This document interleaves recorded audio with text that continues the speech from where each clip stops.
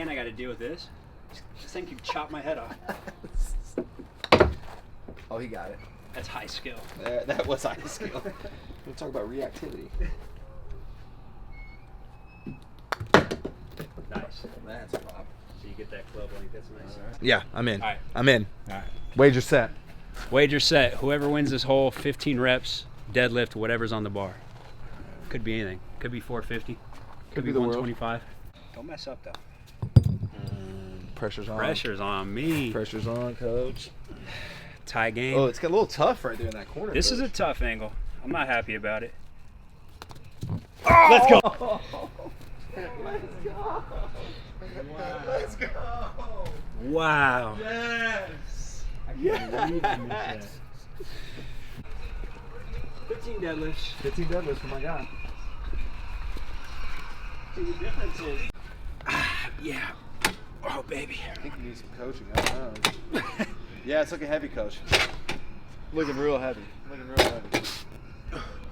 Damn, that is low handles, coach. I know. That's Shit, a range. warm up either. I respect that. It's a range of motion. I'm trying to get in on this. Yeah, that's the strength coach look, right? Like, for the photos, like, this is my athlete working hard. I'm telling him what to do. Yeah, yeah.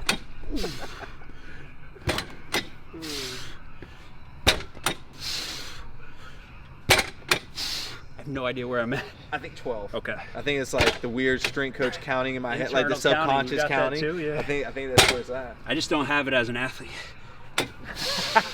I respect that. You're focusing on the task at hand. Last one. Oh. We all got better today. I mean, I won, but we all got better today. Good shit. We'll get that, and then once the mechanics look good, we'll just add a little bit of like a boom, boom. Right? So now it's just like one more layer, more layer. Right. That variability, man, it makes it stick. Right. Instead of just like block practice, like do this over and over and over again. What I like about it is truly like the best dance. Like it's a dance. Yeah, it's a dance. It's 100% all about rhythm. I've never seen a great ball handler who can't dance. That's right. Facts. And now it's starting to get popular. You heard about how people are like playing basketball to stage off like neurodegenerative diseases? No. Yeah, so like Alzheimer's. Yeah. Because like what's the brain's number one job? Move. Right. Overthink over anything. It's move. Right. We have to move to be able to hunt. We got to move to be able to reproduce. Right. And so, at the highest level, to keep your brain where it needs to be, is you need more complex movement. Right. Basketball is the most complex thing you can do. Right. So they talk about like, oh, you got to keep learning. You got to do word puzzles. Right. No, you got to play basketball. You got to move. There's got to be a physical component to it. Yeah. And not just get on a treadmill. Right. That's not cognitive demanding enough. Right. So these people are going to start coming in to learn how to, you know what I'm saying? They're going to start, it's going to be like 70-year-olds in here trying to learn that stuff. Now, did you see? To keep their brain sharp. Someone posted this shit where it was these really old, I think it was China. I'm about positive it was China. But they were basically like these cinder blocks with a handle in it. And they're doing kettlebell partner passing. Really? I mean, they're in their 80s. Wow. And they're like flipping that shit. I mean, they got to be at least 25 pounds. Wow. But like with that much force, and they're doing some crazy shit. And I'm like, dude, kettlebell partner passing ain't nothing new. Yeah. They just had a different implement. Yeah. Like, it's all the same shit. Yeah. But That's crazy. dude, have you done that shit yet? No. Now 126 pounds in your hand going back and forth, Yeah. but it doesn't feel like 126. That's the crazy part. Like I can take that 202, which our record now is 126 or 27, like passes without fail. But like if you do the 202 and you do 50 reps, like just you're gonna be so fucking worn out. But if we did 50 reps just throwing back and forth, because you have that elastic energy, it's like half the expense. Yeah. Like I would love to do like an actual like caloric expenditure just to see how much I actually used in comparison. Yeah. But just let you know, like these elastic qualities, this is why they're important, and this is an easy way of training it, more so than just fucking whatever other like high eccentric means that are like barbell oriented. Yeah. I mean, I like that it's on and off. You're turning on and off and It's on and off. contraction Like with the relaxation. barbell, I'm on. Even when Right. I'm moving fast, I'm on. Right. And when I'm off, I'm still on, just to a lesser extent. Right. When I'm off on a kettlebell swing, I'm off. I'm full relaxation, and then I gotta snatch it on. And that's where it's like, that's athleticism. Yeah. It's not necessarily who has the highest output concentrically, even eccentrically.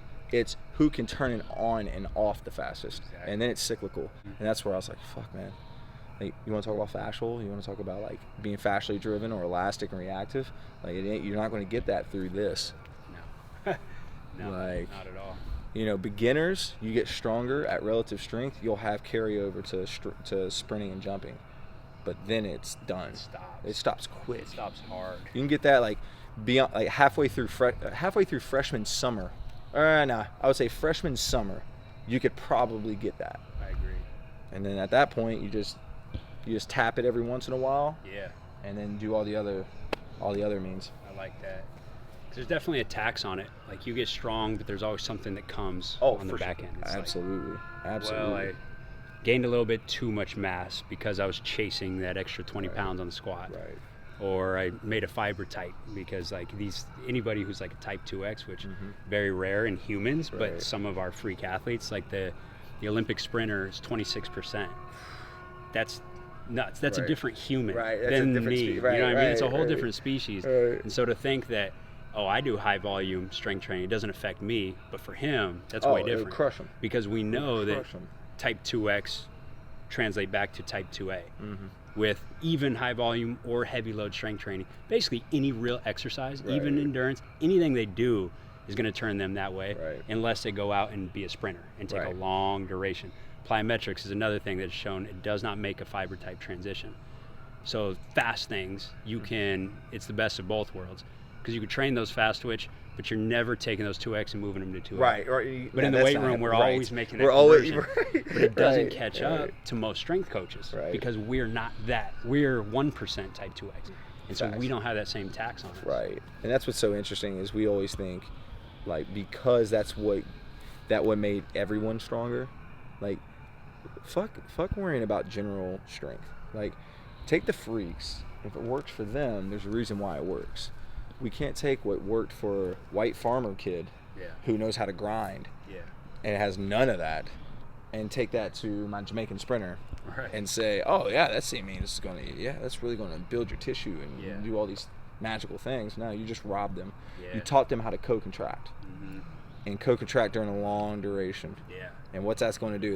That's hitting the gas and the brake at the same time down the highway. Like, that's the worst thing you can do for a Ferrari. Like, no, exactly. And they know how to co-contract at the exactly right time. And it's right gone. Before the foot hits the ground, co-contract, and then boom, release it. Release the ant tib, activate the gas drive. Like, turn on the muscles you need, turn off the brakes. Right. And that's the but big in key. The weight room, it's brakes. Because I'm under that bar trying to not die. And so I need to squeeze every side of the joint and co-contract. And they've linked that back to performance in studies. They've showed a higher velocity bar didn't have those negative effects. The heavier lifting did lead to more co-contraction in sprinting. Well, think about it too, though. Like, what else does heavy lifting do? It makes people just let's think this from like a grain, like, or from like just a very general standpoint. If we lift heavy loads and move it through a long duration, which is time under tension, right? If I did a 1 rep max amount of speed, that is that much damage being done to the muscular system, right? And to the and driving the nervous system down. But like, when you see, like, if you could technically do sprint work every single day, and not have delayed effects. You're not going to feel like sore and shit like that. But if you did 1 rep maxes every day, all of a sudden you just tap out. Unless you're like that type 2X, that's 26%. When you high sprint, you got to rest for like a week. You know what I mean? Like, when you really tap into that, like, you're fucked, right? Because they can express such output. Have you ever been to like a 100-meter sprint and been on the ground level?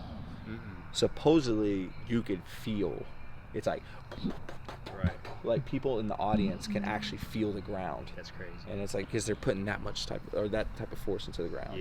That's where you're like, holy shit, it's like horses stampeding. Right. That's interesting. It's crazy. Yeah, there's a lot of taxes. There's a lot of tax on strength. Just adaptive energy. It's to recover from that session. Right. Now I can't give any adaptive energy towards my sprint recovery, Right. or towards I'm going out and I'm trying to get a dunk session for 20 minutes because I want to dunk better. Right. Now I can't recover from that. But the problem is, it's like everybody's got to be bigger, faster, stronger. This is where they adapt the most. You got to push the envelope on this. But I was robbing kids of resources. Right. I was like, fuck, man.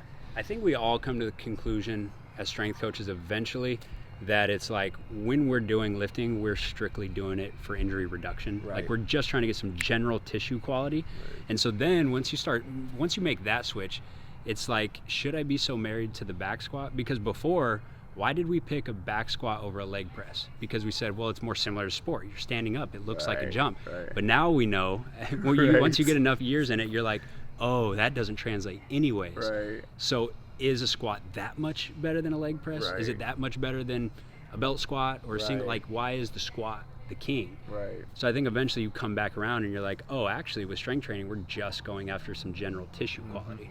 The only reason why I used back squat, like truly heavy back squatting, was quarter squatting. Mm-hmm. I would load them the fuck up, like 400 plus on a quarter squat. And that was it. Yeah. Why? Well, it makes sense. It's actually the angles that they create. Yeah. One. Two, what am I going for? If I'm going for a heavy load, I'm going for a hormonal response more than anything. Why do I need to go through a full range of motion to get that hormonal response? I don't. Yeah. Now I can overload the system at 120% of what they're feeling on their back. And you think I'm getting some hormonal responses with that? Sure. And I'm not fucking them up. Yeah. You know, that's where I was like, oh, quarter squats. Guess what? Ben Johnson, all those guys, that's what they did. Yeah. Like really good track athletes, like they were fucking repping 600 pounds like this. Yeah. Why? Because that's the most biomechanical, like favorable position to create force from. Makes sense. It ain't from down here. Right. Right. Well, Like, and basketball players, it just fits them better anyways. They might not even be able to get down here. And if they can, do we want them loaded down there? Right. Like if it's a Hell no. struggle for them to get that range, do we really want to load that Right. range? Probably not. Nope. You That's know? where I'm like, anything that's parallel and below, all right, fuck it, let's just load up ISOs. Yeah. Like, leave it at that. Like, if we're going that deep, well, first off, if they're ever that deep in sport, they've fucked up. They're on the ground, right? But, like, what I'm trying to do with that is just tendon health anyways, and stiffness. I'm looking at stiffness qualities so they can actually break if they ever get into those positions. Like, that's what I think about the most. Then, with the adaptive stuff, as far as, like, if I'm truly doing stiffness as far as, like, what's in sport, well, dude, that, to me, it's got to be cyclical. Like, I'm so sold on cyclic nature plyometrics. It can't be like a depth box jump one time, because when you're sprinting, there's that momentum, and then you're actually deloading the body by building up that momentum into this boom, boom. Right. It's not. It's never that. So when you have it cyclical, you're deloading the body. So that's where I'm like, okay, well, if I am doing it in that nature, I should just reverse band it. Because by the time they get to that one output, their body's it's got to be at 80% of its actual 100%, or even lighter, depending on how fast they're going into it. And that's why they fly. It ain't because if they are doing that, it's because they're contractile as fuck. Like they're just that like Hulk-like strength to do that, and it's going to be slow. Yeah. Right. So. Yeah, trying to muscle your way through a jump. Those are the guys that run up like this and. You mean me? Yeah, me. Take 5 seconds and load up. But those are the guys that are always on the muscle. sideline. Yeah. Everything's too slow. Yeah. Too slow or they're hurt. And they get tired as hell because elastic energy all is that substrates. Yeah, elastic energy is free. Free, man. Let's use Free. that. Yeah. But we never train that way. No. We don't train for free energy. Yeah. It's interesting. And then the other thing is looking at tendon stiffness. I used to think tendon stiffness is like always good. More. And then you realize stretch shortening cycle relies on somewhat of a compliant tendon.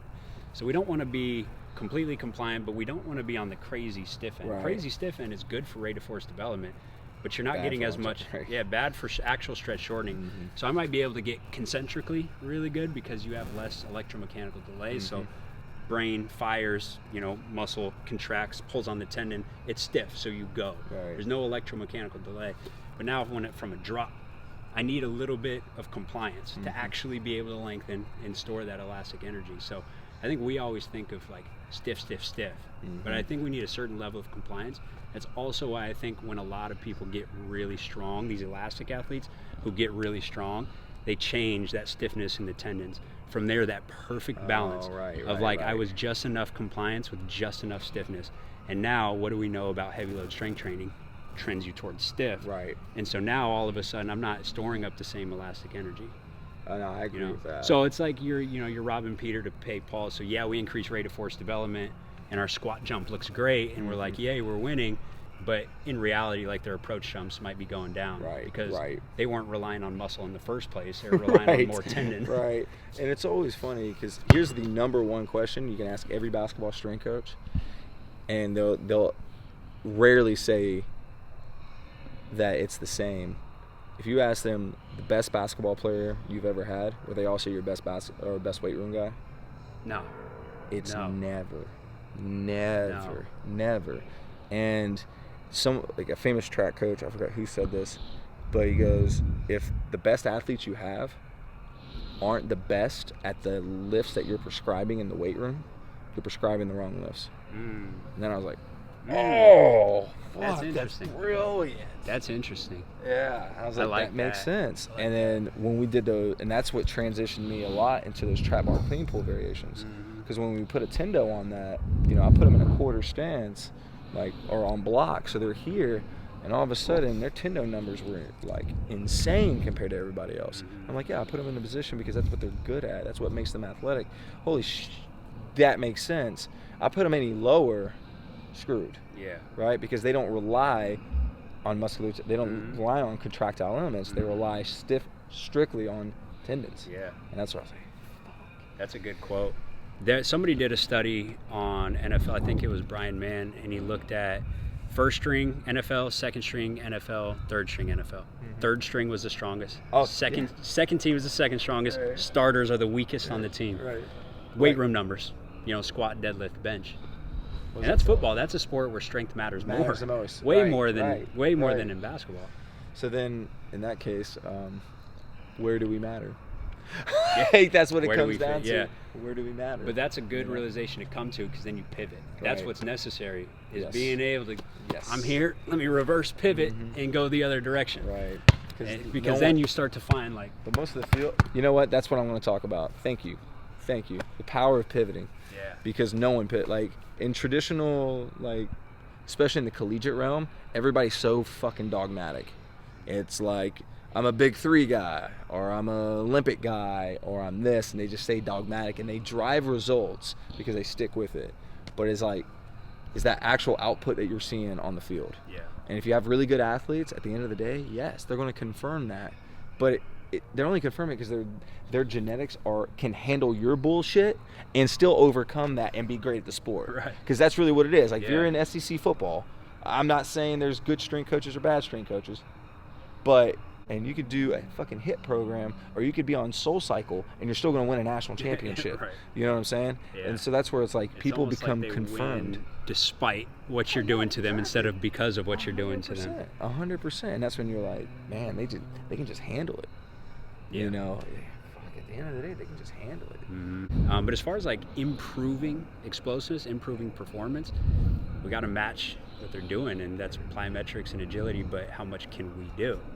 Right. Well, and that's sprinting. How much can we do? If you're the skill coach, you can do it. Yeah. That's why I want skills coaches to be so much better, because they have that position where it's like, instead of having us do plyos, they could have 10 dunks Monday, and then 2 dunks Tuesday, and then 15 dunks Wednesday, and work on left leg, and then one day it's right leg, and then it's different approaches, and then you're working on short accelerations, long accelerations, you're working on full court into a 3, and so as a strength coach, that full court into the 3, now you're working closer to your top end for a basketball player, what your top end would be, and so then we don't have to try to complement what they're doing. It's like they did everything.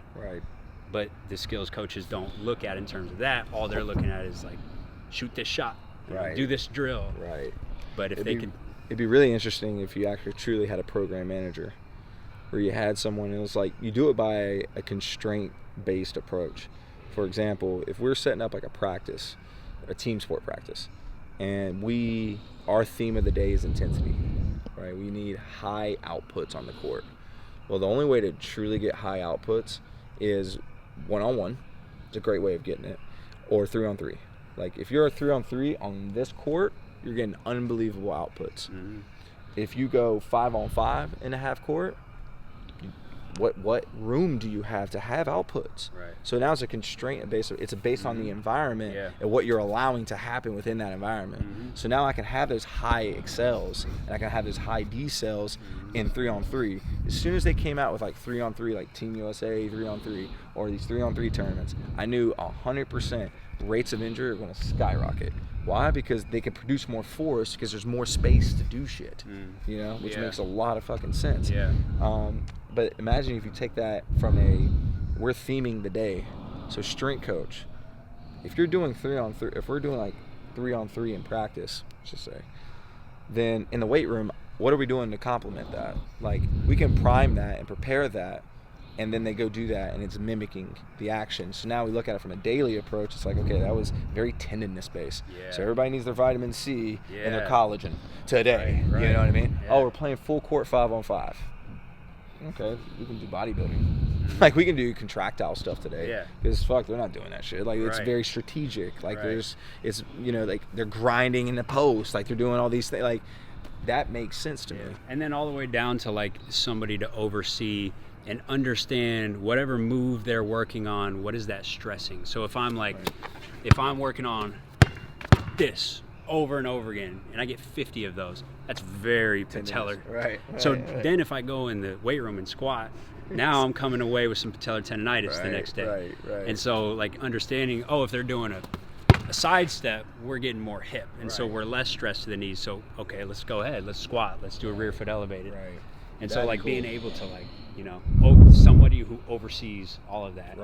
But it's so, and you obviously try to communicate as much as you can, skill coach, strength coach, sport coach, but there's going to be stuff that's lost in translation. The strength coach doesn't have time to watch every rep.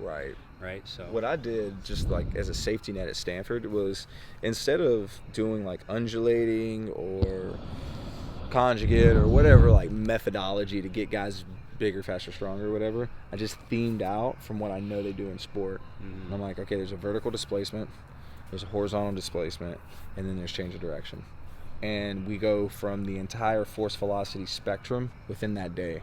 And this is off season. And that was like mega dosing. Like we had 2-hour sessions. But I know they didn't do shit else, right? So now we had to have days of rest in between, etc.